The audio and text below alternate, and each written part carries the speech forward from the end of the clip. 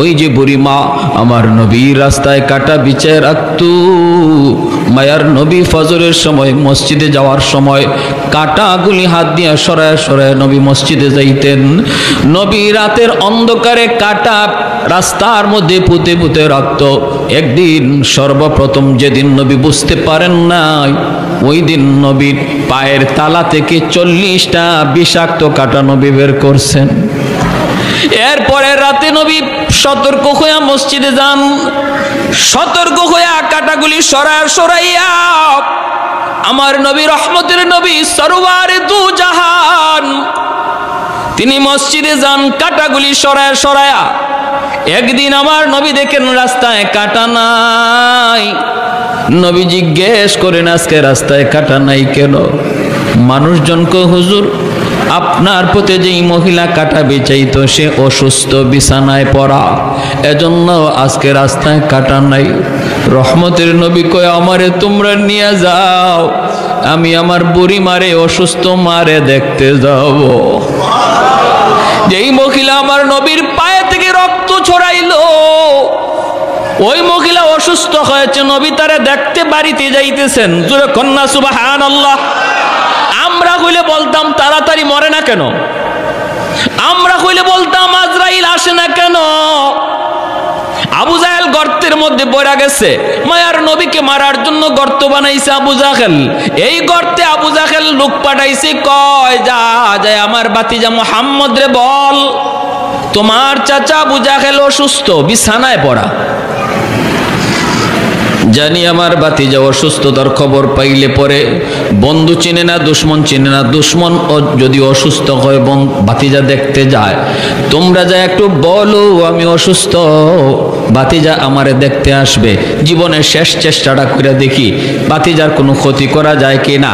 জীবনে বহু চেষ্টা করছি, বাতিজার ক্ষতি করতে পারি নাই। মরবার আগে দেখি বাতিজার কোনো ক্ষতি করা যায় কি না। দরজার সামনে আবু জাহেল একটা গর্ত বানাইছে, বিশাল গর্ত। এই গর্তটা চাটাই দিয়ে ঘিরা রাখছে। আল্লাহর নবী তারে দেখতে আসবেন, আমার নবী তিনি জানবেন না। আর পা দেওয়া মাত্রই নবী গর্তে চলে যাবেন। উপর থেকে আবু জাহেল লোকগুলি নিয়ে নবীকে মাটি দিয়ে ফেলবে। নাউজুবিল্লাহ, জোরে কর। এত বড় চক্রান্ত, নবীকে জিন্দা কবর দিয়া দিতে চায় আবু জাহেলে। আল্লাহ নবীর কাছে আবু জাহেলের লোকগুলি গেছে, যায় বলতেছে মুহাম্মদ তোমার চাচা আবু জাহেল খুব অসুস্থ। সারা জীবন দুশ্মনী করছে না নবীর সাথে, যেই মাত্র অসুস্থ বলছে আল্লাহ নবী বলতেছেন তাই নাকি? আমার চাচা অসুস্থ, আমাকে নিয়ে চলো। কি ভাই, এত বড় দুশ্মন, অসুস্থ, আল্লাহ নবী বলে আমাকে নিয়ে চলো, আমার চাচারে দেখতে যাব। যে নবী আবু জাহেলের কাছে প্রায় 4000 বার দিনের দাওয়াত দিয়েছেন, এরপরও কপালে হেদায়েত নাই। কপালে কি নাই? হেদায়েত নাই। আমার হাতের মুঠে কি আছে মোহাম্মদ যদি বলতে পারো কালেমা পড়ে ফেলবো। আল্লাহ নবী কয় আমি বলবো না, তোমার হাতের ভিতরে যা আছে এটাই বলে দিবে। আবু জাহেল কই এটা আবার কি কও? বলে হয় এটাই কই। হয়তো বলো তো বলাও তো, কওয়াও তো, কেমনে কে হইবা? আল্লাহ নবী বলে বলো। বলা মাত্রই হাতের ভিতরে পাথরের কণা যে আসছিল, ওই কণা থেকে কালেমার আওয়াজ বের হয়ে গেছে। আবু জাহেল এইভাবে নিক্ষেপ করেছে পাথরের কণাগুলি, সর আমার হাতের ভিতরে, তাই কেউ মুহাম্মদের নাম কয়। পাথরে আবু জাহেল চিনল না, পাথরের কণাগুলি চিনল, ঠিক কিনা জোরে বলেন? হাতের ভিতরে পাথরের কণা নবীকে চিনল, আবু জাহেল চিনল না। ওই আবু জাহেল যখন গর্ত বানায়া মানুষগুলারে পাঠায় দিল, আল্লাহর নবী বলেন আমাকে নিয়ে চলো, আমি চাচাকে দেখতে যাব। ভাইরা আমার, আল্লাহর নবী রওনা দিয়া দিলেন। এইদিকে নবী তো জানেন না, আমার নবীকে আল্লাহ পাক জিব্রাইল পাঠাইয়া জানায়া দিলেন। আল্লাহ পাক বলেন জিব্রাইল আমার বন্ধু তো জানে না আবু জাহেল যে অসুস্থ নয়, অসুস্থ মানুষের ভান ধরে বিছানায় পড়ছে, গর্ত বানায় রাখছে দরজার সামনে, এই খবর তো আমার বন্ধু জানে না। ও জিব্রাইল তাড়াতাড়ি যায় আমার বন্ধুকে যায় বলো সামনে যেন আর কদম না দেয়, যদি সামনে কদম দেয় তাহলে কিন্তু গর্তের ভিতরে পড়ে যাবে। আল্লাহর নবী আর কিছুক্ষণ হাঁটলে পরেই তিনি গর্তে পড়ে যাইতেন। এমনি জিব্রাইলে আমিন আইসা বলতেছে মায়ার নবী গো আর সামনে কদম দিবেন না গো নবী, আপনার চাচা আবু জাহেল অসুস্থ নয়, অসুস্থ মানুষের ভান ধরছে। কারণ হলো দরজার সামনে একটা গর্ত বানাইছে, ওই গর্তের ভিতরে আপনাকে ফালায়া মারতে চায়। আল্লাহ নবীর সাথে সাথে দাঁড়ায় গেলেন, রিটার্ন নবী চলে যাইতেছেন। জিব্রাইল কানে কানে বলে দিছে নবী দেখছে, লোকগুলি দেখে নাই। ওরা বলতেছে বাতিজা মোহাম্মদ তুমি কি যাবা না? নবী বলেন আমি যাব না, তোমরা যাও। ওরা কয় হায় হায় আসলো দেখলাম, এখন আবার জায়গা কারণ কি? এই ফাঁকে আমার নবীরে জানাইছেন কে? আর একটু জোরে বলেন কে? আবু জাহেল নবীরে মারতে চাবে আর আল্লাহ বসে বসে দেখবে? আর একটু জোরে বলেন দেখবে নাকি? আমার নবীর কোনো ক্ষতি হবে আর মালিক চায় চায় দেখবে? এটা হতে পারে না, কারণ একজন আর একজনের বন্ধু, ঠিক কিনা জোরে বলেন? বন্ধু বিপদে পড়লে আরেক বন্ধু জান ধরে দেয়। এজন্য আল্লাহ পাক রব্বুল আলামিন কয় বন্ধু বডিগার্ড তোমার লাগবে না, সাহাবীর বডিগার্ড লাগবে না, ডানে লোক লাগবে না, বামে লোক লাগবে না, দিনে পাহারাদার লাগবে না, রাতে পাহারাদার লাগবে না। আল্লাহু ইয়াসিমুকা মিনান নাস। ও বন্ধু আমি আল্লাহ ঘোষণা দিলাম, ডানো আমি আল্লাহ তোমার সামনে, আমি আল্লাহ পিছনেও আমি আল্লাহ তোমার সামনে, ডান দিকেও আমি তোমার সামনে, বাম দিকেও আমি আল্লাহ তোমার সামনে, উপরেও আমি আল্লাহ তোমার সামনে। বন্ধু আমি নিজেই তোমার পাহারাদার। এজন্য আল্লাহ পাক জানায় দিলেন, জিব্রাইল আমিন যেই মাত্র আমার নবীকে খবর দিলেন নবী আর সামনে যান না। মায়ার নবী রিটার্ন চলে আইতেছেন। লোকগুলা যায় বলতেছেন নেতা, ও নেতা আর ঘুমায় থাকা লাগবে না, উঠে যাও, বাতিজা তোমার আসে নাই। আবু জাহেল লাভ দিয়ে বিছানা থেকে উঠছে। কস কি বলে হ আসছিল ভালোই, কে কি কইলো কাউরে দেখলামও না, আবার চলে যাইতেছে। আবু জাহেল বিছানা থেকে ওইটা কয় কই আমার বাতিজা কই? কইয়া দরজা দিয়া লাভ দিছে, দৌড় দিছে। এই দৌড় দিতে যায় ওর নিজের খবর নাই, নিজে যে গর্ত বানায় রাখছে এই গর্তে নিজে যায় পড়ছে। যেই গর্ত আমার নবীর জন্য বানাইছিল এই গর্তে কে পড়ছে? আবু জাহেল। কে পড়ছে? আবু জাহেল যেই মাত্র গর্তের ভিতরে পড়লো, আল্লাহ পাক গর্তকে ডাক দেয়া কয় এরে গর্ত তোর পেটে এইবার কে ঢুকছে? কয় আল্লাহ তোমার দুশমন, তোমার বন্ধুর দুশমন। আল্লাহ কয় এরে গর্ত তুই গর্ত আরো বেশি করে গভীর হইয়া যা, এরে যদ্দূর নিচে নিতে পারস ল। এখন আবু জাহেল খালি নিচে যায়।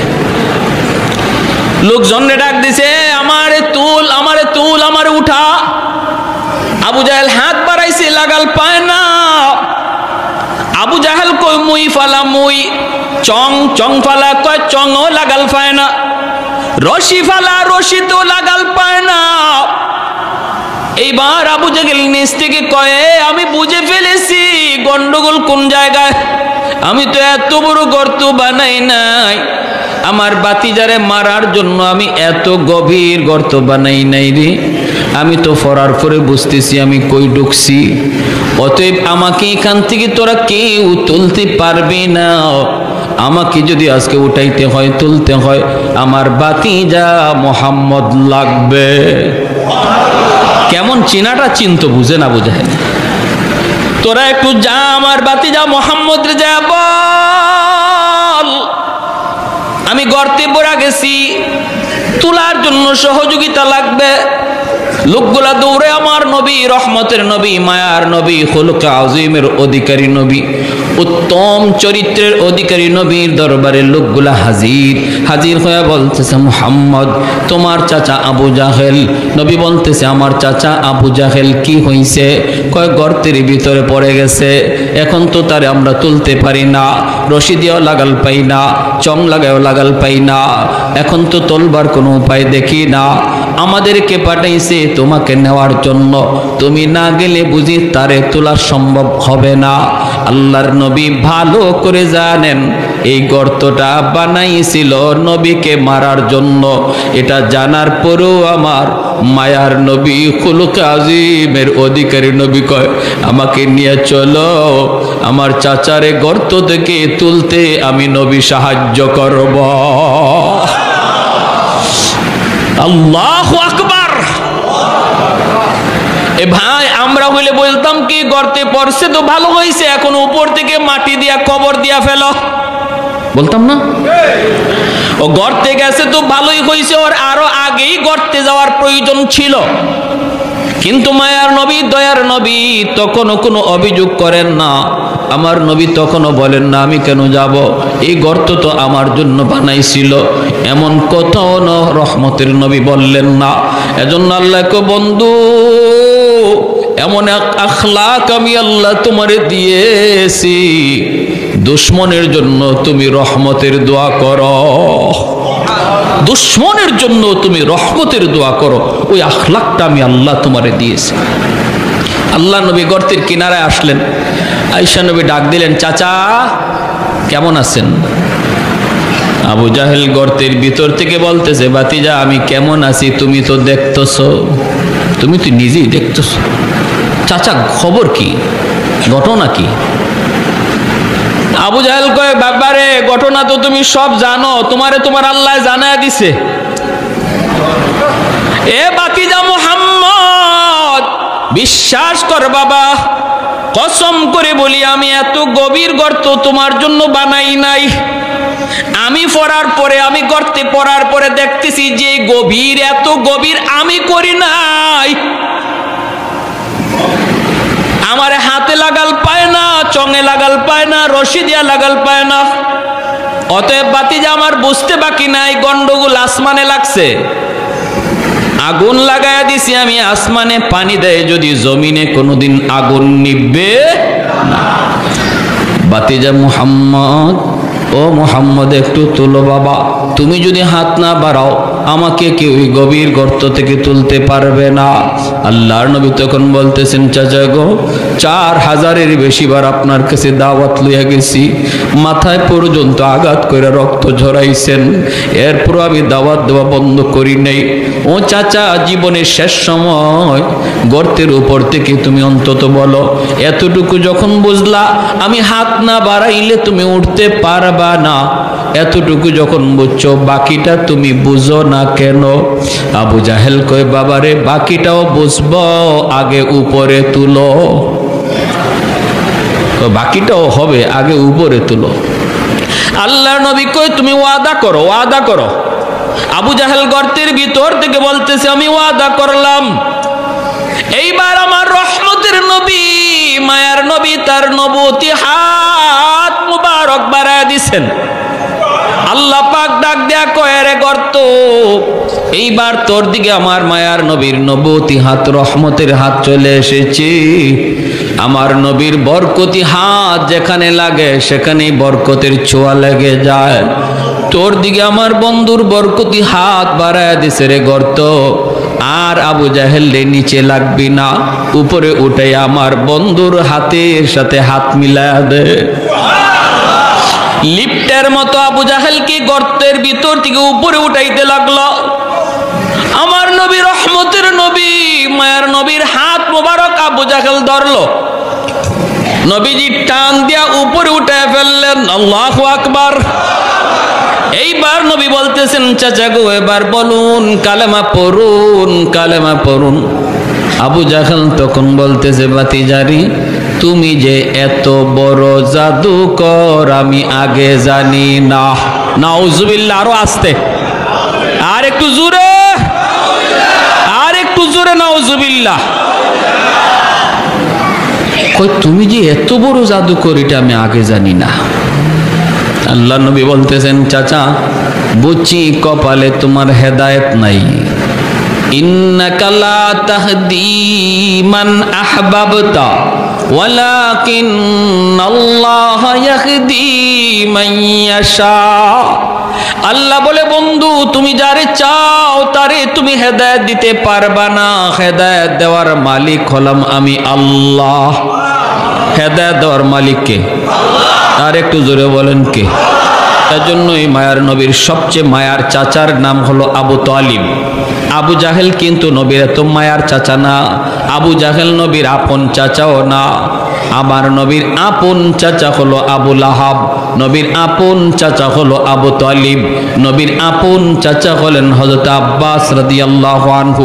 আবু তালিব নবীর উপরে ঈমান আনে নাই, কিন্তু আমার নবীকে এত মায়া করছেন, যত জীবন আবু তালিব জীবিত ছিলেন আমার নবীর গায়ে টুকা দেওয়ার মতো সাহস বেঈমান করে না, এত আদর করছেন।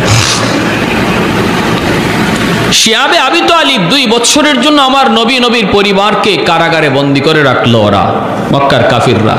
2 থেকে 2.5 বছর নবী বন্দী ছিলেন, একা না গোটা পরিবারটা। এবং নবীর সাথে নবী পরিবারের লোক যারা মুসলমান হয় নাই এরাও বন্দী ছিল, এর মধ্যে আবু তালিবও বন্দী।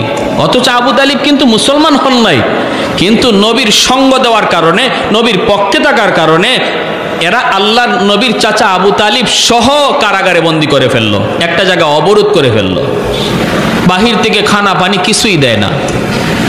1 বছর নয় 2 বছর 2.5 বছর পর্যন্ত চলে গেছে। শিশু বাচ্চারা কান্নায় অস্থির হয়ে যাইত, মার বুকের দুধটা পর্যন্ত শুকায় গেছে। ওই অবস্থায় আমার নবী রহমতের নবী বলেন, ওই কারাগারে আমি নবী গাছের পাতাও খাইছি। এত যন্ত্রণা, এত যন্ত্রণা। রাতের অন্ধকারে আমার পায়ের নিচে নরম কি যেন একটা জিনিস পড়ছে, পেটের ক্ষুধায় যন্ত্রণায় সাহাবীরা রে, ওই দিন আমি পায়ের নিচ থেকে উঠাইয়া কি খাইছিলাম পেটের ক্ষুধায় আমি নবী আজও জানি না, আজও আমি জানি না ওই দিন কি খাইছিলাম। সেই আবু তালিব আমার নবী রহমতের নবী, ওই বন্দি দশায় নবী যেই খাটের মধ্যে ঘুমাইতেন, আবু তালিব আল্লাহ নবীর ঘরের চতুর্দিকে পাহারা দিতেন, পাহারা, দরজার সামনে পাহারা দিতেন। নবী একদিন ঘুম থেকে উঠে গেছেন, ওইটা বলতেছেন চাচা আপনি ঘুমান না, রাত গভীর হয়ে গেছে আপনি বুঝি ঘুমান না?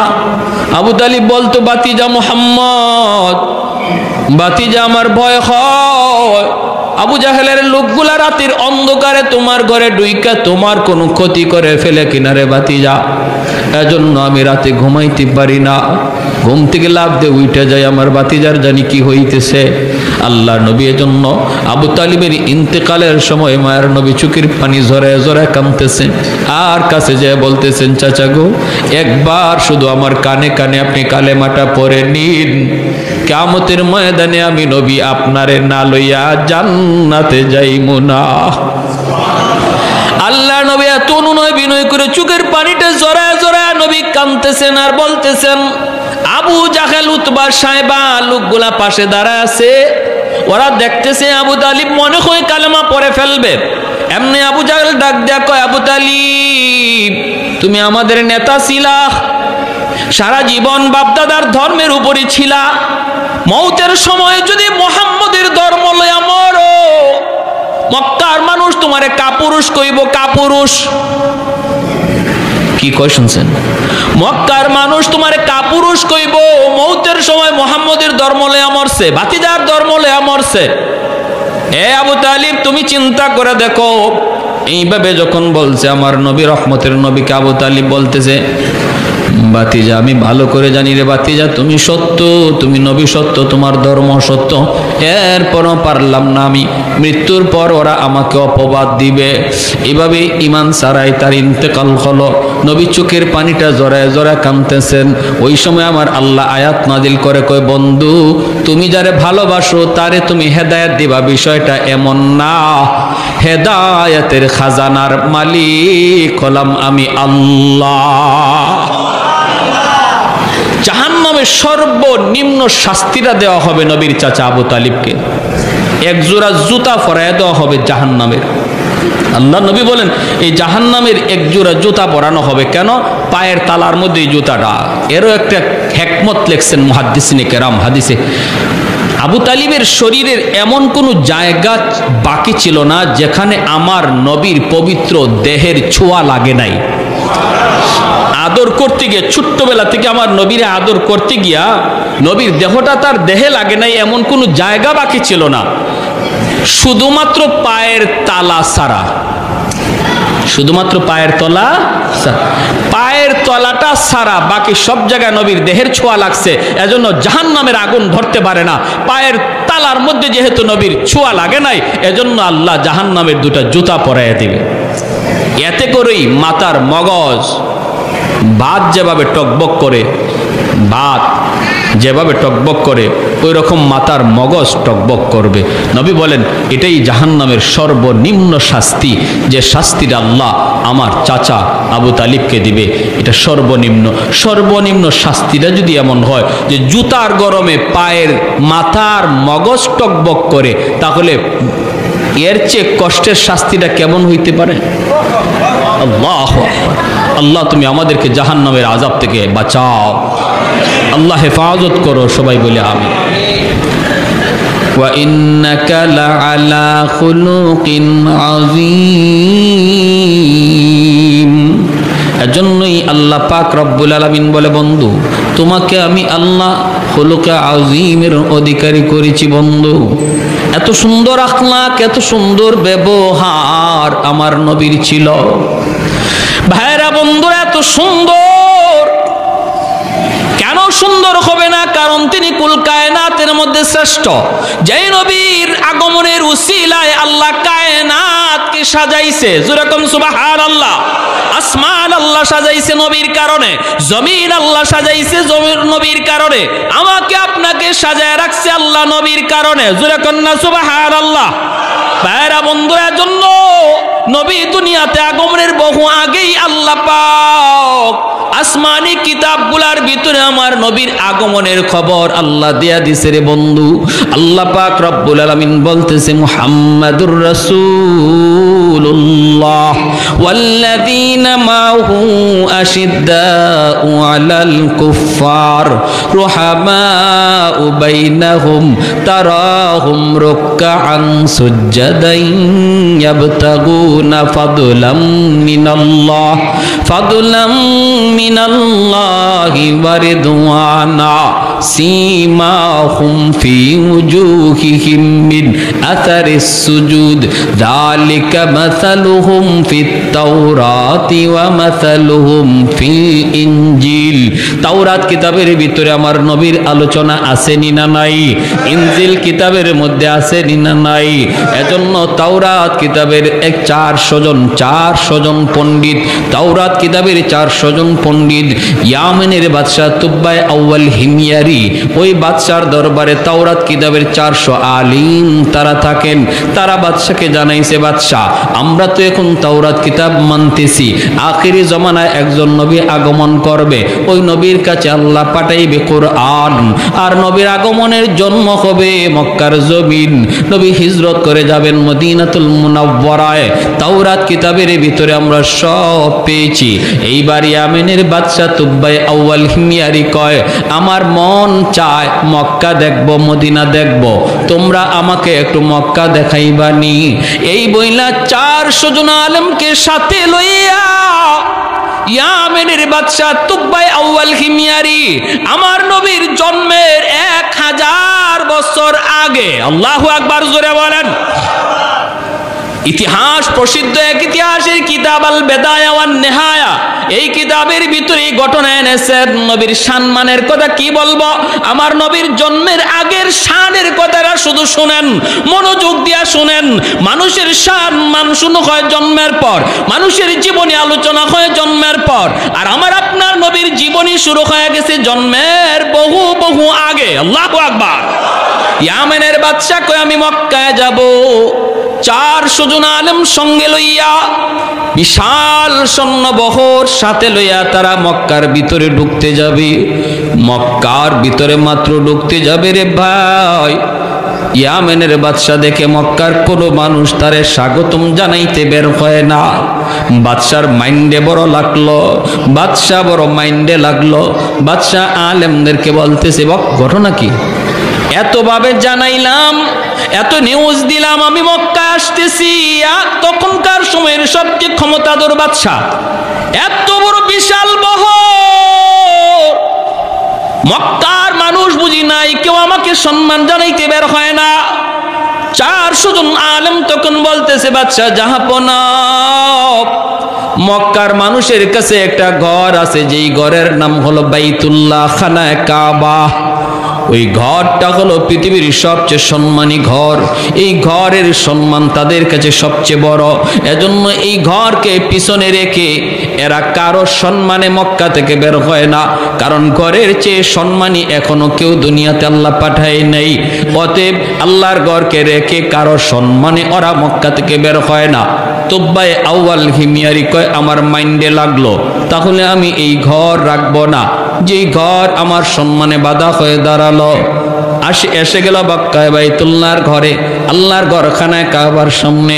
400 জন আলেম বাধা দেয়, ও বাদশা জাহাপনা, সব জায়গায় আঙ্গুল দিও না, সব জায়গায় তুমি বিয়াদবি কইরো না। সব বিয়াদবি আল্লাহ সইতে পারে, আল্লাহর ঘরের সাথে বিয়াদবি আল্লাহ সইতে পারে না। সব বিয়াদবি আল্লাহ সইতে পারে, কিন্তু আল্লাহ তার বন্ধুর সাথে বিয়াদবি সইতে পারে না। আওয়াজ দেয়া বলেন ঠিক কিনা?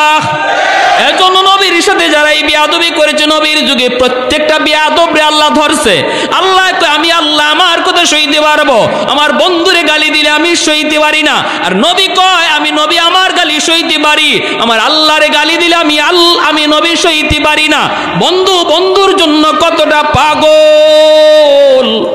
বাইতুল্লাহ হাত দিয়া দিবে ভাঙ্গার জন্য, 400 জন আলেম বাধা দেয়। এরপরও তুব্বায়ে আউয়াল হিময়ারি বাধা মানতে রাজি না, হাতটা দিয়ে দেয়। আলেম ওলামারা বাধা দেয়, বাধা মানে না। যেই মাত্র হাতটা আল্লাহর ঘরে মাত্র লাগাইলো ভাঙ্গার নিয়তে, সাথে সাথে নাক মুখ দিয়া রক্ত বের হওয়া শুরু হলো, ফিনকে দিয়া রক্ত বের হওয়া শুরু হলো। বাদশার সাথে সাথে যেই জায়গায় দাঁড়ানো ছিল, জায়গার মধ্যেই দাঁতি লেগে গেল, মরে যাবে রক্ত বন্ধ হয় না। এইবার আলেমরা বলতেছে, বাদশা বারবার বলেছিলাম বেয়াদবি সব জায়গায় আল্লাহ সহ্য করে না, কেন তুমি এমনটা করতে গেলা? বাদশা তখন কয়, আমি মাপ চাই গো, আমাকে মাফ করো, আমি বুঝি নাই। কয়, আল্লাহর ঘর ধরে আবার তুমি মাপ চাও? যেই মাত্র আল্লাহর ঘর ধরে আবার মাপ চাইছে, মালিক আমি ভুল করে ফেলেছি, আল্লাহর সাথে সাথে তওবা কবুল করে তারে সুস্থ বানায় দিছে। বলুন তো, সুস্থতার চাবিকাঠি কার হাতে? আরো জোরে বলেন না, কার হাতে? এই ইয়াকিন আছে তো? সাবধান, এটা মনে রাখবেন না, ওই জায়গার পানি গায়ে লাগাইলে সুস্থ হয়ে যাবেন, অমুকে ফু দিলে পরে আপনি সুস্থ হয়ে যাবেন, এই ধরনের ইয়াকিন রাখা যাবে না। সুস্থতার মালিক কে? আল্লাহ। এখন বাদশাহ কয়, যেই ঘরে এত দামি ঘর, এই ঘরে আমি একটা খেদমত করব। তারা কয়, কি খেদমত? কয়, আমি আল্লাহর ঘরের গিলাফ লাগায় দিব। আমার নবীর জন্মের 1000 বছর আগে আল্লাহর ঘর খানায় কাবার গিলাফ লাগাইলো যে ব্যক্তি, সে হলো ইয়ামেনের বাদশাহ তুব্বায়ে আউয়াল হিময়ারি। কে উল্লেখ করেছেন? প্রসিদ্ধ ইতিহাসবিদ আল বেদায়া ওয়ান নেহায়া কিতাবের ভিতরে। এই আল্লাহর ঘরে গিলাফ লাগানো হলো। আজও আল্লাহর ঘরে গিলাফ আছে, পরিবর্তন হয়, বদলানো হয়, কিন্তু সিস্টেম ও তখন থেকে শুরু হয়েছে। এরপরে উলামায়ে কেরাম বলতেছে, আরেকটু সফর করবেন? আরেকটু সফর করব, আমি মক্কার আশপাশ দেখব। ঘুরতেছে একটা রাস্তার কিনারা, একটা রাস্তা দিয়ে তারা হাঁটতেছে। এইবার রাস্তাটা যাওয়া মাত্রই দেখা যায় 400 জন আলেম একজন আরেকজনকে লক্ষ্য করে বলতেছে, দোস্ত, রাস্তার কন্ডিশন দেখে মনে হয় এই রাস্তাটা বুঝি আমরা ভালো করে চিনি। রাস্তার বিবরণ তাওরাত কিতাবের মধ্যে এসেছি। কোন রাস্তা? কয়, নবীজি যেই রাত্রে মক্কা থেকে মদিনায় হিজরত করবেন যেই রাস্তা দিয়া, এই রাস্তাটা কেমন হবে, কন্ডিশন কেমন হবে, ওই রাস্তার বিবরণ আল্লাহ তাওরাত কিতাবে উল্লেখ করেছেন। শুধু আমার নবীর কথা তাওরাতে না, নবী যে রাস্তা দিয়া হিজরত করে মদিনায় যাবেন ওই রাস্তাটা কেমন হবে, এই কথাগুলিও আল্লাহ তাওরাত কিতাবে উল্লেখ করেছে। 400 জন আলেম একজন আরেকজন কয়, দোস্ত এ দোস্ত একটু দেখ, তাকায় দেখ কিতাবের সাথে মিলে কিনা। কয় 100% মিলে গেছে। এই সেই রাস্তা, হিজরতের রাস্তা। কয় তাহলে আর থামা যাবে না, চলতে থাকো, মদিনা পর্যন্ত আমরা যাব। তখন তো মদিনায় কোনো ঘর নাই, বাড়ি নাই, মদিনায় কোনো ঘর নাই, বাড়ি নাই, কিন্তু তারা বলতেছে আমরা মদিনা পর্যন্ত যাব। কারণ মদিনা কোন জায়গাটা হবে, ওই জায়গার আবহাওয়া কেমন হবে, এই জায়গার এলাকাটা কেমন হবে, আল্লাহ তাওরাত কিতাবে উল্লেখ করেছেন। অতএব আমরা মাটি দেখলে বুঝে ফেলবো এটাই হবে সোনার মদিনা। যাইতেছেন সোনার মদিনায় যাইয়াই 400 জন তাওরাতের আলেম ডানে বামে তাকায়, পাহাড় পর্বত দেখে জমিনের পরীক্ষা করে সবাই শুকরিয়া তান আল্লাহর কদমে সেজদায় পড়ে গেছে। বাদশা বলতেছে, উলামায়ে কেরাম আমাকে একটু খুলে বলো না কি হয়েছে। কয় শুকরান আলহামদুলিল্লাহ, আমরা মদিনাতুল মুনাওয়ারার সংবাদ পেয়ে গেছি, সন্ধান পেয়ে গেছি। কয় কোন জায়গা? কয় যেখানে আপনি আমি দাঁড়ায় আছি গো বাদশাহ, এই জায়গায় হবে সোনার মদিনা, যেখানে আখিরি নবী চিরনিদ্রায় শুয়ে থাকবেন। মক্কার আপন মানুষগুলি নবীকে মক্কায় থাকতে দিবে না, রক্তের মানুষগুলো আমার নবীকে পিটায় রক্তাক্ত করবে। সেই নবী চোখের পানি মুইসা মদিনার দিকে হিজরত করবে। আর এই হবে সেই সোনার মদিনা, এখানেই বসতি গড়ে উঠবে, এখানেই নবী শুয়ে থাকবে। এই কথা বলা মাত্র উলামায়ে কেরাম কান্দে আর কয়, বাদশা জাহাপনা, আপনি আপনার ইয়ামিন চলে যান, আপনার সৈন্য সামন্ত লয়ে আপনি ইয়ামিন চলে যান। কিন্তু আমরা সিদ্ধান্ত নিয়েছি, মদিনার সংবাদ যেহেতু পেয়ে গেছি, সন্ধান যেহেতু পেয়ে গেছি, আমরা বাকি জীবন এই জায়গায় কাটায় দিব।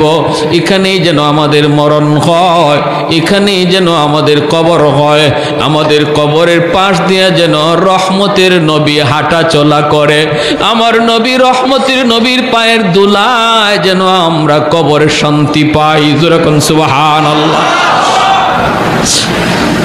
এ ভাই একটু মনোযোগ দিয়ে শোনো রে নবীর আশিক, একটু তোমার আমার নবীর শান মানের কথাগুলি একটু শোনো। আমি তো শুধু শানের কথাগুলা বলতেছি, আমার নবী এখনো আসেনি নাই দুনিয়ায়। দুনিয়া আসার আগে নবীর শান কি ছিল ওই কথাগুলি শুধু একটু বলতেছি, মনোযোগ দিয়ে শোনো। আজকে কার প্রেমে পাগল হয়েছো তুমি? কোন খেলোয়াড়ের প্রেমে পাগল হয়েছো? কোন মানুষের প্রেমে পাগল হয়েছো? পাগল যদি হওয়ার কথা, মহব্বত যদি তোমার করার কথা, ইশক ভালোবাসা যদি তোমার অন্তরে নেওয়ার কথা, তিনি হবেন তোমার নবী, তোমার কান্ডারি নবী, নবী মুহাম্মাদুর রাসূলুল্লাহ সাল্লাল্লাহু আলাইহি ওয়াসাল্লাম। উলামায়ে কেরাম কয়, বাদশা আপনি চলে যান, আমরা ইয়ামেন ফিরে যাব না, আমরা মদিনাতে আমাদের কবর বানাতে চাই, মদিনা যেন আমাদের কবর হয়। বাদশা বলতেছে, আমারও তো মন চায় আমার কবরটাও মদিনায় হোক, কিন্তু আমি তো ইয়ামেনের বাদশা, আমি যদি বাদশাহী যদি আমাকে ছাড়তেও হয়, কাউকে বুঝাইতে হবে, কি করব? আমি চলে যাই, তোমরা এখানে থাকো, আমি তোমাদের জন্য 400টা ঘর বানিয়ে দিয়ে যাই। বাদশাহ 400 জন আলেমের জন্য 400টা ঘর বানিয়ে দিল। একটা ঘর বাদশাহ আলাদা করে বানাইতেছে মনের মাধুরী দিয়া, এত সুন্দর করে বাদশাহ একটা ঘর বানাইতেছে। 400 জন আলেম ডাক দিয়া কই, বাদশাহ যাব না, এই ঘরটা তুমি কার জন্য বানাও? এই ঘর তুমি কার জন্য বানাও? বাদশাহ চোখের পানি মুছে আর কয়, আমার রহমতের নবী যখন মক্কা থেকে মদিনায় হিজরত করবে, মদিনায় তোর কোনো বাবা থাকবে না, তার কোনো ভাই বোন আপন বলতে কেউ থাকবে না, মদিনায় তার কোনো ঘর থাকবে না, বাড়ি থাকবে না। মায়ার নবীর জন্য আমি তার জন্মের 1000 বছর আগে মদিনায় ঘর বানায়া দিয়া গেলাম, যেন হিজরত করে আমার নবী মদিনায় আসার পর কারো বাড়িতে যাইতে না হয়, কারো ঘরে ঢুকতে না হয়, নবী যেন নিজের ঘরে ঢুকতে পারে। এই ঘরটা মনের মাধুরী দিয়া বাদশা বানায় দেয়, আর ঘরটার তালা দিয়া চাবিটা আমির সাহেবের হাতে বুঝায় দেয়। বাদশা কান্দের আমির সাহেব চাবিটা হাতে নেন, আপনার মৃত্যুর আগে আপনি আপনার চাবিটা আপনার ছেলেরে বুঝায় যাবেন, ছেলেরে বলবেন সে যেন তার ছেলের হাতে বুঝায় দেয়া যায়, তারে বলবেন সে যেন বুঝায় যায়। এইভাবে এই চাবির প্রকৃত মালিক হলেন রহমতের নবী, মায়ার নবী। আর আমার একটা চিঠি, আমি চিঠিটাও দিয়া গেলাম, চিঠিটাও আমানত হিসাবে রাখবা, আমার নবীর হাতে যেন চিঠিটা যায় পৌঁছে। আমি সব চিঠি আর চাবি হাতে রাখলো। এ ভাই, আমার নবী 1000 বছর পরে নবী দুনিয়ায় আসলেন, নবী আস্তে আস্তে বড় হলেন।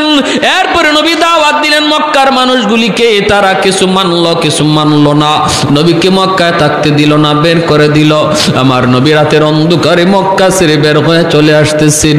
মক্কার কাছাকাছি আইসা নবী মক্কার দিকে তাকায় চোখের পানি ঝরায় নবী কান্দে আর কয়, এরে মক্কা, আমি তোমার কুলে ছোট থেকে বড় হয়েছি, আমি তোমার মাটিতে কত দৌড়াদৌড়ি করেছি, কত খেলাধুলা করেছি। আজকে আমার আপন মানুষগুলা আমাকে আমার জন্মভূমিতে থাকতে দিল না, আমার মায়ার মানুষগুলা, আমার রক্তের মানুষগুলা আমার মায়ার দেশে আমাকে থাকতে দিল না। নবী যখন চোখের পানি জোরে জোরে কান্দে, আল্লাহ পাক জিব্রাইলকে পাঠিয়ে দিয়েছে, জিব্রাইল আমার বন্ধুরে যা বলো আর যেন না কান্দে, আমি আল্লাহ সইতে পারি না। আমার বন্ধুরে যা বলো, আমি আল্লাহ ওয়াদা দিলাম জন্মভূমির দিকে তাকে যেন বন্ধু চোখের পানি না জড়ায়। আমি জানি তার দেশের প্রতি, জন্মভূমির প্রতি বন্ধুর মায়া লাগতেছে। যায় তুমি সুসংবাদ দাও, অল্প দিনের ভিতরে আমি মদিনা থেকে আবার তার জন্মভূমিতে তারে ফিরাইয়া দিব। যা বলো বন্ধু যেন না কাঁদে, তার চোখের পানি আমি আল্লাহ সইতে পারি না। আল্লাহ নবী রহমতের নবী মক্কা আসলেন। নবীজি কুবা এলাকায় সর্বপ্রথম অবস্থান করলেন। এখন যে মসজিদে কুবা, এখানে নবী সর্বপ্রথম মসজিদ বানাইলেন। আর নবী ঘোষণা দিলেন, এই কুবা মসজিদে যে 2 রাকাত নামাজ পড়বে আল্লাহ তারে কবুল একটা উমরা হজের সওয়াব দান করবেন। এই কুবা এলাকাটা হলো আমার নবীর বাবা আব্দুল্লাহর নানার বাড়ি। এই জায়গাটাতে আমার নবীর কিছু আত্মীয় স্বজন ছিল, এজন্য কুবা এলাকায় নবী সর্বপ্রথম অবস্থান করলেন, মসজিদ বানাইলেন। মদিনা থেকে মানুষ নবীকে সুস্বাগতম জানানোর জন্য কুবার দিকে রওনা দিছে। সবাই কুবার দিকে রওনা দিছে। এইদিকে ওই আমির সাহেবের হাতে ইয়ামেনের বাদশার দেওয়া যে চিঠি আর চাবি ছিল, এই চিঠি আর চাবি আমানত হিসাবে আস্তে আস্তে হাত পর হাত, এক হাত থেকে আরেক হাত হইতে হইতে সর্বশেষ আমির সাহেবের বংশের যেই লোকটার কাছে সর্বশেষ এই চিঠি আর চাবি এসে পৌঁছল, তার নাম হলো আবু আইয়ুব আনসারী রাদিয়াল্লাহু আনহু। সর্বশেষ এই চিঠি আর চাবি হযরত আবু আইয়ুব আনসারী রাদিয়াল্লাহু তাআলা আনহুর হাতে এই চিঠি আর চাবি এসে পৌঁছল। মদিনার মানুষজন কুবার দিকে যায়, মানুষেরা কয়, আবু আইয়ুব তুমি কি যাইবা না নবীকে আগে আনতে? আবু আইয়ুব আনসারী কয়, তোমরা যাও, আমি একটা ঘর মোছামুছি করতেছি, পরিষ্কার করতেছি।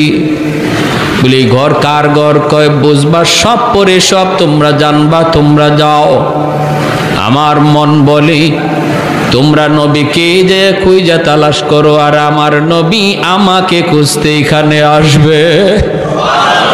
আমার মন বলে মায়ার নবী আমাকে খুঁজতে এখানে আসবে, কারণ আমার আল্লাহ অবশ্যই তার বন্ধুকে জানায় দিছে, বন্ধু তোমার ঘর রেডি আছে, এখন ওই ঘরের তালা কেউ খুলে না, সবার আগে তুমি যায় তালা খুলবা। আল্লাহ নবী রহমতের নবীর কাছে মদিনার মানুষজন যা বলতেছে, নবী গো আমার বাড়িতে আপনি আগে উঠুন। ওগো নবী আমার অতটা বাড়ি আছে, এতটা ঘর আছে, থাকার কোনো সমস্যা নাই। আল্লাহ নবীকে যার যার বাড়িতে নেওয়ার জন্য সবাই পাগল পারা হয়ে গেল। মায়ার নবী দয়ার নবী তখন বলতেছেন, আমি কার বাড়িতে থাকবো, কার বাড়িতে উঠবো আমি জানি না, আমি কোথায় যাব এটা জানেন আমার আল্লাহ জানে। আমার উটনি, আমি যেই উটের উপরে সওয়ার হয়েছি এই উট জানে আমার ঠিকানা কোথায় হবে। আল্লাহু আকবার।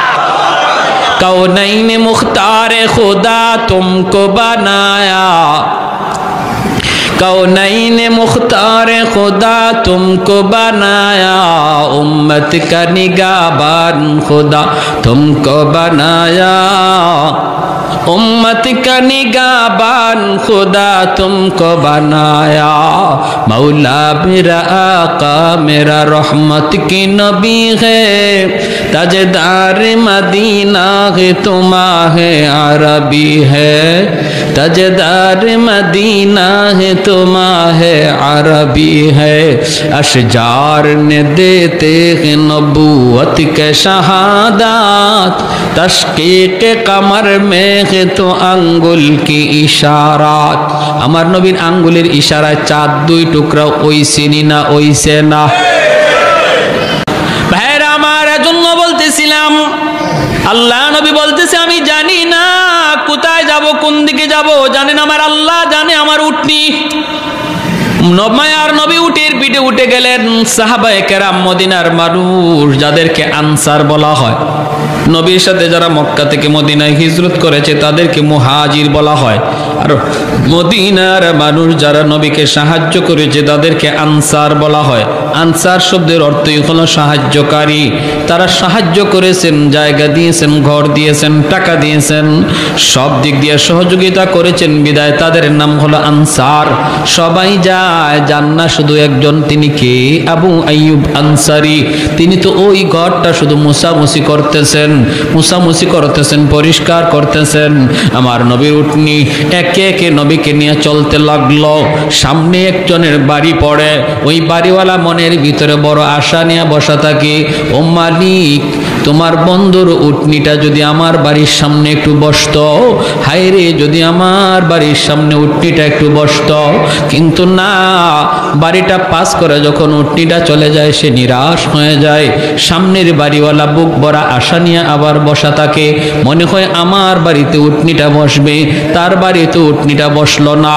আগাইতেছে আগাইতেছে, মক্কা মদিনার অলি গলি, মদিনার অলি গলি দিয়ে উটনিটা যায়, কেউ তারে রাস্তা চিনে দেওয়া লাগতেছে না, যেন উটনি মদিনার সব রাস্তা চিনে।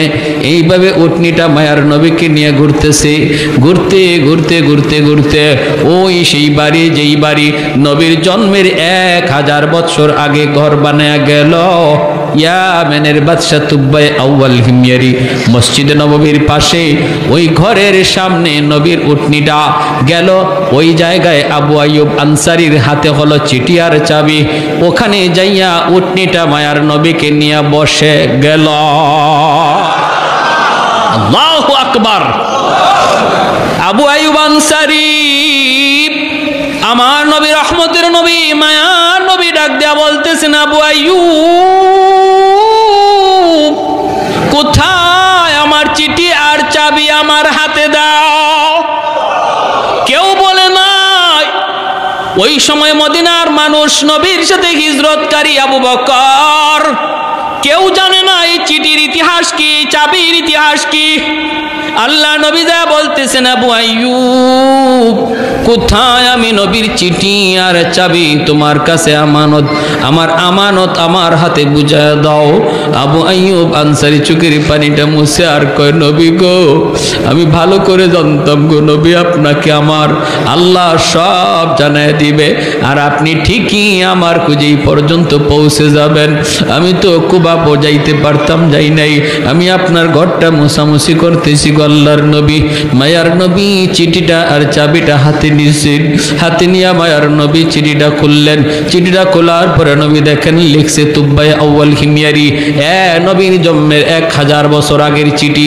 এই চিঠিতে ইয়ামেনের বাদশা লেখছে, ওগো মায়ার নবী, রহমতের নবী, সরওয়ারে দু জাহান, সাইয়্যিদুল মুরসালিন, নবী গো সফরে বের হয়ে আপনার মদিনাতুল মুনাওয়ারার সন্ধান পেয়ে গেছি।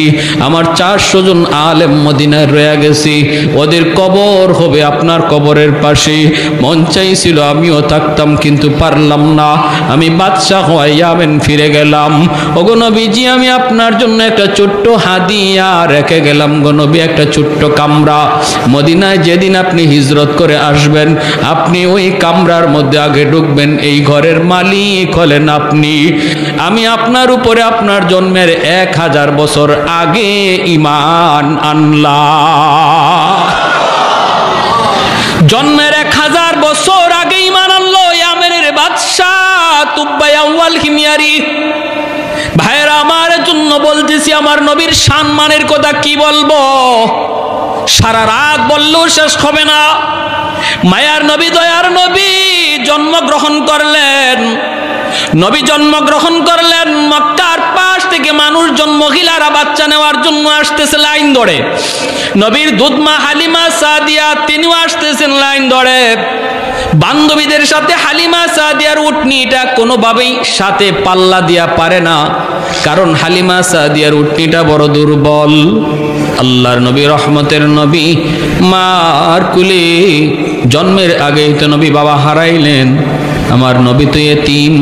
হালিমা সাদিয়া বান্ধবীদের সাথে পাল্লা দিয়া পারলেন না, ওরা আগে চলে আসলো, কারণ উট ছিল তার বড় দুর্বল, হাঁটতে পারে না। বান্ধবীরা আগে আইসা একে একে ভালো ভালো ঘর থেকে বাচ্চাগুলি টাকার বিনিময়ে নিয়ে গেল। আমার নবীর দরজার সামনে যা হাজির হয়, হাজির হয়ে কয় বাচ্চা আসেনি? নবীর মা আমেনা কয় আছে তো। কয় বাবা আসেনি? নবীর আম্মা চোখের পানিটা মুছে আর কয় না, আমার সন্তানের বাবা নাই, আমার সন্তান মোহাম্মদ ইয়েতিম, আমার সন্তান আব্বাকে ডাক দিতে পারে না। বাবা ডাক দেওয়ার ভিতরে কত মজা আমার নবী জানে না, আব্বু ডাকটার মধ্যে কত মজা আমার নবী জানেন না। কয় না না, এতিম সন্তান নেওয়া যাবে না, নাইলে আমরা বকশিশ বেশি পাবো না। মহিলারা একে একে চলে গেল, কেউ নবীকে নিল না। হালিমা সাদিয়া সবার পরে মক্কায় ঢুকলেন। সবাই তো ভালো ভালো ঘর থেকে বাচ্চা নিয়ে গেছে। হালিমা সাদিয়ার ভাগ্য আমার নবীর দরজায় তারে নিয়ে আসছে। হালিমা সাদিয়া দরজার সামনে আইসা বলতেছে বাচ্চা আসেনি? নবীর আম্মা কাঁদেন আর বলেন, আমার সন্তানের তো বাবা নাই। আছে তো বাচ্চা, বাবা নাই, এতিম, তুমি নিবানি। হালিমা সাদিয়া দরজার বাহির থেকে বলতেছে, দরজাটা একটু খুলো, তোমার মানিকের চেহারাটা এক নজর দেখাও, এরপরে সিদ্ধান্ত নিব আমি নিব কি নিব না। দরজাটা খোলার পর আমার নবীর চেহারাটা দেখা মাত্রই হালিমা সাদিয়া আল্লাহু আকবার বলে আওয়াজ দিয়া উঠলেন। আল্লাহু আকবার। হালিমা সাদিয়া কই গো আমেনা, আমি হালিমা জীবনে কত সুন্দর সন্তান দেখেছি, এত সুন্দর বালক আমি জীবনে কোনোদিন দেখি নাই। আমেনা বলতেছে, তুমি কেমনে দেখবা, আমিও তো দেখি নাই।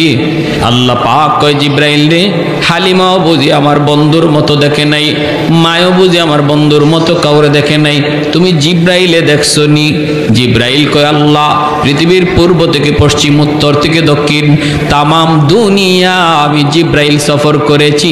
কসম খোদার মালিক, তোমার বন্ধুর মতো দ্বিতীয় আরেকজন সুন্দর আমি পৃথিবীর কোথাও পাই না। আল্লাহ পাক কয় জিব্রাইল, তুমি কেমনে দেখবা, আমিনা কেমনে দেখবে, হালিমাও কেমনে দেখবে? আমি আল্লাহ কি বলি শোনো, আমি তো খালিক, আমি তো মালিক, আমি তো মানুষ বানাই। আমি আল্লাহ বলতেছি আমার বন্ধুর মতো দ্বিতীয় আরেকজন পৃথিবীতে আমি অতীতে বানাই নাই, ভবিষ্যতেও বানাবো না।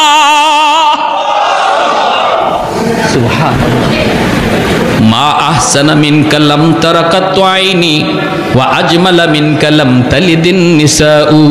খুলিকতা মুবাররাআম মিন কুল্লি আইবিন কাআন্নাকা খুলিকতা কামা তাশাউ। এজন্যই হযরতে হাসান রাদিয়াল্লাহু তাআলা আনহু বলতেন, ওগো নবী, আপনার মতো এত সুন্দর কোন চোখ কোনদিন দেখেন নাই, আপনার মতো এত সুন্দর কোন সন্তান পৃথিবীর মা জন্ম দেয় নাই।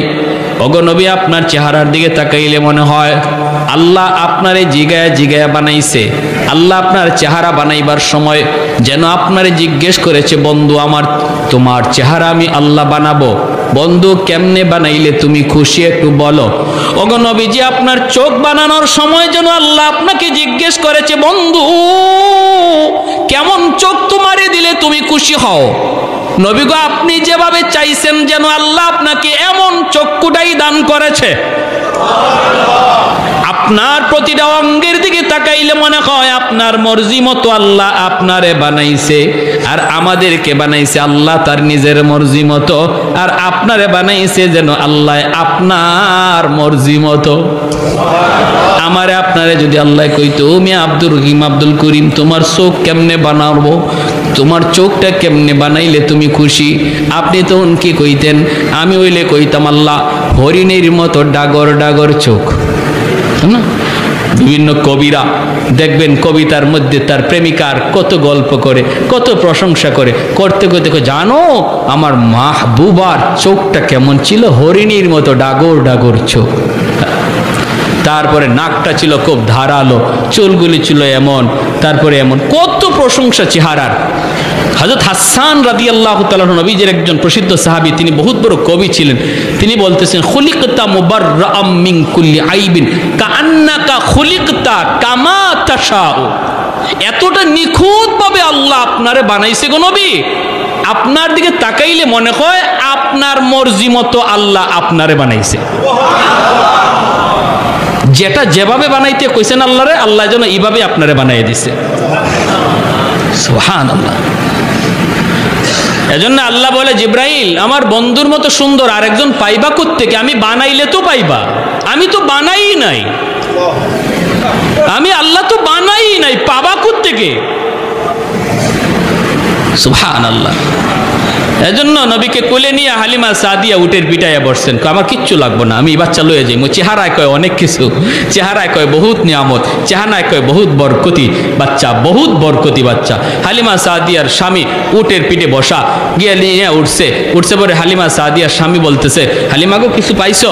হালিমা সাদিয়া বলতেছেন, স্বামী গো চেহারা দেখো, কিছু না, চেহারায় মনে হয় আমরা সব পায়া গেছি, চেহারায় বোঝা যায় আমরা সব পায়া গেছি। আল্লাহ নবীকে কোলে নিয়ে হালিমা সাদিয়া উটের পিছে বসছেন, আর সামনে বসছেন তার স্বামী। এবার স্বামী উটকে পিটাইতেছেন। খাসাইসুল কুবরা নামক কিতাবের ভিতরে লিখেন আল্লামা জালালউদ্দিন সৈয়দী রহমতুল্লাহ গেলে, পিঠে চাবুক দিচ্ছেন, উঠরে চল বাড়ি যাব, বাচ্চা তো পেয়ে গেছে। উট নড়ে না, চড়ে না, লড়েও না, পিঠা খায় উঠে, কথা কয় না, আরো পিঠায়, উট নড়ে না, চড়ে না। এইবার হালিমা সাদিয়া অবাক, স্বামী অবাক, ঘটনা কি? উট নড়ে না, চড়ে না, বসছে যে আর উঠেই না। এইবার উট আল্লাহর কাছে তার জবান চায়, জবান উঠে আল্লাহর কাছে জবান চায়, মালিক আমি তো হায়বান, তুমি আমার জবান দেও নাই, এতে আমার কোনো বাধা নাই, আপত্তি নাই, কোনো অভিযোগও নাই, মালিক তোমার মর্জি, কিন্তু আল্লাহ এই মুহূর্তে আমার একটু জবান খুলে দাও, আমি আমার মালিকের সাথে একটু কথা বলবো। কেন? আমি উট হাঁটতেছি না, নড়তেছি না। সাথে সাথে আল্লাহ উটের জবান খুলে দিয়েছে। উট ডাক দেয়া কয়, মালিক আমারে যতই মারো, যতই পিটাও, আমি কিন্তু নড়ব না, হাঁটব না, কারণ তোমার পিছনে যে বসছে তোমার বিবি, যারে কুলে নিয়ে বসছে, তুমি তারে না চিনলেও আমি উট তারে চিনে ফেলেছি, আমি উট তারে চিনে ফেলেছি। ইনি রহমতের নবী সাইয়্যিদুল মুরসালিন, ওনার খাতিরে আল্লাহ কায়নাত বানাইছে, আমারে বানাইছে, তোমারে বানাইছে। ওই রহমতের নবী যদি তোমার পিছনে বসে, বেয়াদবি হয়, বেয়াদবি হয়। আমার রহমতের নবীর আগে বসাও, তুমি পিছনে যাও, আমাকে মারা লাগবে না, আঘাত করা লাগবে না, আমি দ্রুত দৌড়াইতে থাকব। হালিমা সাদিয়ার স্বামী ডাক দিয়া কয়, হালিমা গো, কারে লই আইছো? উঠে যারে চিনে।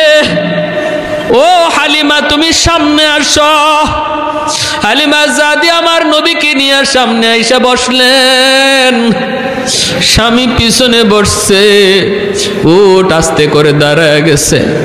এইবার উঠে ডাক দিয়ে কই, মালিক একটা আবদার করি, আমার রহমতের নবী যেখানে যার উপরে চড়বে সেই পৃথিবীর শ্রেষ্ঠ হয়ে যাবে।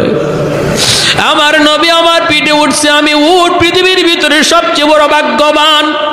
আসার সময় আমি উটের লাগাম ছিল তোমার হাতে মালিক, এখন যেহেতু রহমতের নবী আমার পিঠে বসছে, নবীর নরম হাতে আমার উটের লাগামটা ধরায়া দাও। আমাকে পিঠা দেওয়া লাগবে না, আমি দ্রুত দৌড়াইতে থাকবো। আমার রহমতের নবীর নরম হাতে যে উটের লাগাম ধরায়া দিছি, উটের শরীরের মধ্যে আল্লাহ পাক বরকত দিয়া দিছে, শক্তি আল্লাহ দিয়া দিছে। বান্ধবীরা যারা আগে ওনারে ফালায়া বাড়ি যাওয়ার ছিল, মাঝ রাস্তায় যায় ওদেরকে ক্রস করে ফেলছে। বান্ধবীরা কয়, হালিমা গো, এই উটটা এত শক্তি আসলো কোত্থেকে? আসার সময় তোমার উটের কোনো শক্তি ছিল না, তোমার উট আমাদের সাথে হাইটা পারে নাই, এখন দেখা যায় তুমি আমাদেরকে ফালায় চলে যাইতেছ। এটা কি ওই উট নাকি অন্য কোনো উট? হালিমা সাদিয়া চুকির পানি মুছে আর কয়, না রে বান্ধবীরা, এটা ওই উট, এটা কি আগের উটি, নতুন কোন উট নয়। যাবার সময় উটের লাগাম ছিল আমার স্বামীর হাতে, আর এখন উটের লাগাম হলো রহমতের নবীর হাতে। শাফি'আ রোজ জাযা ওয়া যাখিবে আম্বিয়া, শাফি'আ রোজ জাযা ওয়া যাখিবে আম্বিয়া, সাহেবে হাউজ লিওয়াজিল লে খুদা রোজ আতীদ, সাহেবে হাউজ লিওয়াজিল লে খুদা রোজ আতীদ, সাহেবে আসরার উনা মুসে আকবর বরমলা, ইলমে ও আজ আউয়ালিন আখিরি আন্দর মজিদ, রহমতুল্লিল আলমী খন্দশ খুদাওন্দ করিম, খলক খুলক কৌল ফেল হাদিয় সিমতে ও হামিদ। জোরে বলি আল্লাহু আকবার। ওই নবী এখনো রওজায় শুয়ে শুয়ে আমার আপনার জন্য আল্লাহর কাছে কাঁদতেছে। উম্মতের প্রতিটা হরকত, প্রতিটা আওয়াজ, প্রতিটা নড়াচড়া, প্রতিটা কাজ, খবরগুলি আল্লাহ ফেরেশতার মাধ্যমে নবীর কাছে পৌঁছাইতেছে। আমরা এখানে বসে আজকে নবীর আলোচনা করতেছি, আল্লাহ ফেরেশতার মাধ্যমে নবীর কাছে পৌঁছাইতেছে। জোরে কোন সুবহানাল্লাহ। যখনই আল্লাহর নবীর কাছে এই খবর যায়, নবী গো, আপনার উম্মত আপনার আদর্শ ছেড়ে দিছে, আপনার সুন্নত ছেড়ে দিছে, তার চেহারা দেখলে আপনার উম্মত যে বোঝা যায় না, তার কাজ দেখলে আপনার উম্মত যে চেনা যায় না। ওগো নবী, ওরা তো আজকে ইহুদ খ্রিস্টানদের কালচার নিয়ে নিছে। তখন রহমতের নবী রওজা শুয়া শুয়া চোখের পানি ঝরায় ঝরায় কান্দে, উম্মত, আমি নবী তোমার জন্য উহুদের ময়দানে দান শহীদ করেছিলাম, আমি নবী তোমার জন্যই আবু জাহেলের হাতে আঘাত খেয়ে রক্ত ঝরাইছিলাম, আমি নবী তোমার জন্যই উহুদের ময়দানে রক্ত ঝরেছিল, তায়েফের জমিনে আমার রক্তে পায়ের জুতা আটকে গেছিল। ও উম্মত, আমি তোমার জন্যই করেছিলাম। আমি নবী যদি চাইতাম, আল্লাহ আমি শান্তি চাই, আল্লাহ আমি ধন দৌলত চাই, আল্লাহ বলে, বন্ধু, উহুদ পাহাড়টারে স্বর্ণ বানায় তোমার পিছনে ঘুরতে বলবো, তুমি যেদিকে যাবা ওইদিকে তোমার পিছনে স্বর্ণের পাহাড় ঘুরবে, স্বর্ণের পাহাড় ঘুরবে। আমি তো সব কিছুকে লাথি মেরেছি উম্মত তোমার জন্য, তোমার জন্য। আজ সেই উম্মত, আজ সেই উম্মত, তুমি বুঝি আজকে আমি নবীরে ভুলে গেছো, আমার নবীর আখলাক ভুলে গেছো, আমার আদর্শ ভুলে গেছো। আজকে তোমাকে মসজিদে পাওয়া যায় না, আজ তোমাকে মসজিদে পাওয়া যায় না, ওয়াজ মাহফিলে পাওয়া যায় না, আজ তোমাকে বিভিন্ন গান বাজনার অনুষ্ঠানে পাওয়া যায়।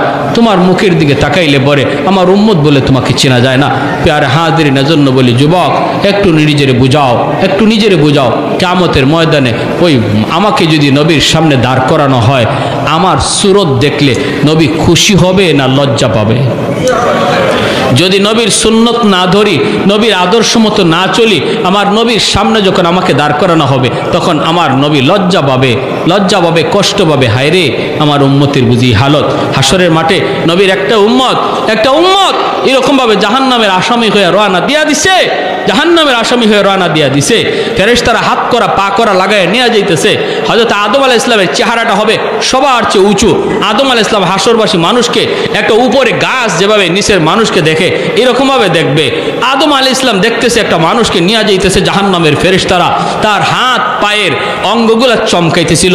তার গুনার কারণেই নিচ্ছে, কিন্তু সে নামাজ পড়তো, অজু করতো, আর অজুর কারণে তার অঙ্গগুলা চমকাইতেছিল।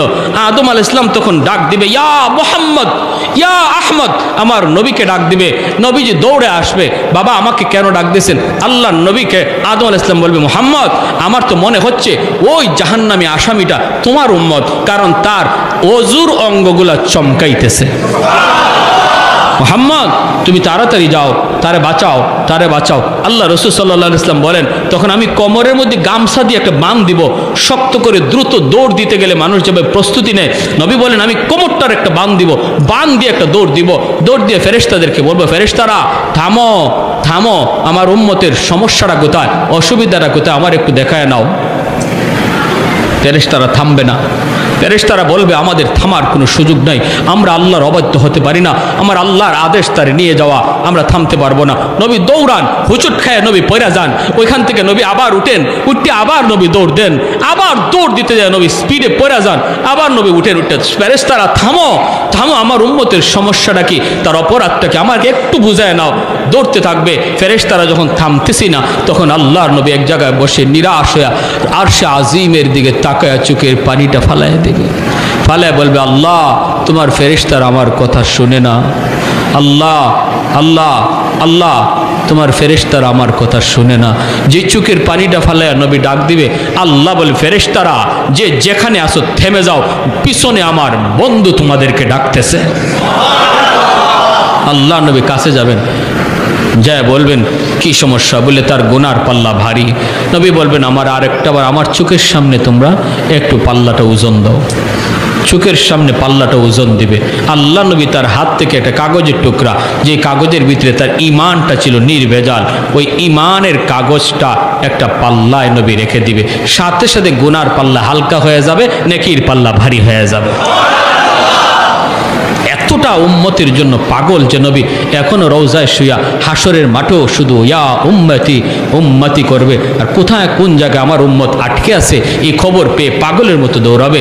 সেই নবীর আদর্শ ভুইলা আজকে তুমি কারে ফলো করতেছো, তুমি কারে অনুসরণ করতেছো, কাকে, কার সুরত ধরছো যুবক, কার সুরত ধরছো একটু বলো। যে নবী বলতেছেন আমি আমার মাকে পাই নাই, আমার মাকে পাই নাই, দুধ মাকে পেয়েছি। যে দুধ মার সেবা খেদমত নবী এতটা করলেন, মায়ের খেদমতের এতটা আদেশ দিয়ে গেলেন। আজকে তোমার দ্বারা তোমার মা কষ্ট পায়, তোমার দ্বারা তোমার বাবা কষ্ট পায়, আজকে তোমার দ্বারা তোমার এলাকার মুরব্বী কষ্ট পায়, আজকে তোমার দ্বারা তোমার উস্তাদ কষ্ট পায়। বলো এই কি তোমার নবীর আখলাক ছিল, এই কি তোমার নবীর আদর্শ ছিল? প্রতি বছর রবিউল আউয়াল এসে তোমাকে কি সবক দিয়ে যায়, আমাকে কি সবক দিয়ে যায়, সবক দিয়ে যায় আমার গোটা জিন্দিগিটা যেন নবীর আদর্শে হয়। আমার নামাজের কিবলা হবে বাইতুল্লাহ, আর জীবনের কিবলা হবে মুহাম্মাদুর রাসূলুল্লাহ। নামাজের কিবলা বলেন আমার সাথে মুখস্থ করেন, নামাজের কিবলা বাইতুল্লাহ, জীবনের কিবলা মুহাম্মাদুর রাসূলুল্লাহ। তার মানে আমার জিন্দিগিতে যা কিছু আমি করব, খাবো এটাও নবীর তরিকায়, ঘুমাবো নবীর তরিকায়, হাঁটবো নবীর তরিকায়, হাসবো নবীর তরিকায়, ব্যবসা করব আমার নবীর তরিকায়, চাকরি করব নবীর তরিকায়, বাবা হিসাবে ঘর শাসন করব নবীর তরিকায়, সন্তান হিসাবে চলবো নবীর তরিকায়। কারণ আমার নবী বাবাও ছিলেন, সন্তানও ছিলেন। এমন কোন পৃথিবীর সেক্টর নাই যে জায়গাটাতে আমার নবীর আখলাক আর আদর্শ খুঁজে পাওয়া যাবে না। তুমি রাখাল হও, সেখানে দেখবা মরুর দুলাল আমার নবী রহমতের নবী তিনি ছাগল রাখালি করছেন, তোমার কাছে নবীর আদর্শ রয়েছে। তুমি ব্যবসায়ী হও, দেখবা শাম সিরিয়ার ব্যবসায়ী মুহাম্মদুর রাসূলুল্লাহ তোমার জন্য ব্যবসায় আদর্শ রেখে গেছেন। তুমি চাকুরিজীবী হও, দেখবা আম্মাজান খাদিজাতুল কুবরা রাদিয়াল্লাহু তাআলা আনহার ব্যবসার চাকুরি করেছেন, সেখানে তোমার জন্য আখলাক রেখে গেছেন। তুমি বাবা হও, দেখবা খাতুনে জান্নাত ফাতেমা রাদিয়াল্লাহু তাআলা আনহার বাবা হিসাবে বাবার আদর্শ রেখে গেছেন। তুমি সন্তান হও, দেখবা মুহাম্মদুর রাসূলুল্লাহ আব্দুল্লাহর বেটা হয়া তিনি আদর্শ আদর্শ তোমার জন্য রেখে গেছেন। সমাজের একজন লোক হও, দেখবা হিলফুল ফুজুল নামের সংগঠন তৈরি করে সমাজ সংস্কারের আন্দোলন আমার নবী তোমাকে শিখায় গেছেন। কোথায় তুমি জানতে চাও, কি শিখতে চাও? এমন সেক্টর নাই যেখানে আমার নবীকে খুঁজে পাবা না। তারপরেও পুরা কপাল তোমার আমার, পুরা কপাল তোমার আমার। যদি আমরা এই জায়গা ভুলে থাকি, এই সমস্ত দিক থেকে নিজে অবহেলায় থাকি, এটা আমার কপাল পড়লো, আর কেউর কপাল পড়লো না, আমি নিজেই কপাল পুরা হলাম। আল্লাহ আমাদের সবাইকে এই মাসকে সামনে রেখে গোটা জিন্দিগিটা, বিশেষ করে আজকে যদি এতটুকু ওয়াদা করি যে আমি আমার নবীর জীবনের সবচেয়ে বড় আদত যেটা 5 ওয়াক্ত নামাজ জামাতে পড়া, যে নবী অসুস্থ হয়েও মসজিদে জামাতে এসেছেন সাহাবীদের কাঁধে ভর দিয়া, আমরা যারা আজকে এখানে বসলাম এতটুকু সবক যদি এখান থেকে নেই কি হুজুর নিয়ত করলাম মৌতের আগ পর্যন্ত আমার নবীর কলিজা আর ব্যথা দেব না, আমি কষ্ট হলো মসজিদে জামাতে আসব, জামাতটা সাল্লে আমার নবীর কলিজায় ব্যথা পায়। নবী যখন দেখছেন হুজরা থেকে আবু বকর সিদ্দিকের ইমামতিতে নামাজ চলছে, জামাত চলছে, হুজরা থেকে নবীজি তাকায় মুস্কি হাসছেন আর বলছেন আল্লাহ তুমি আমার উম্মতকে কবুল করো, আমার উম্মতের গোটা জিন্দিগি যেন এইভাবে নামাজের কাতারে কেটে যায়। যেরকম সুবহানাল্লাহ। কারা কারা নিয়ত করতে পারি 5 ওয়াক্ত জামাতে পড়ার? আল্লাহ প্রতিটা হাতকে তুমি কবুল করো।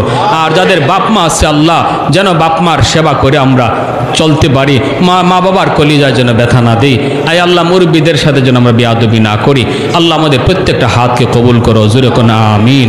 ওয়া আখির দাওয়ানা আনিল হামদুলিল্লাহি রাব্বিল আলামিন।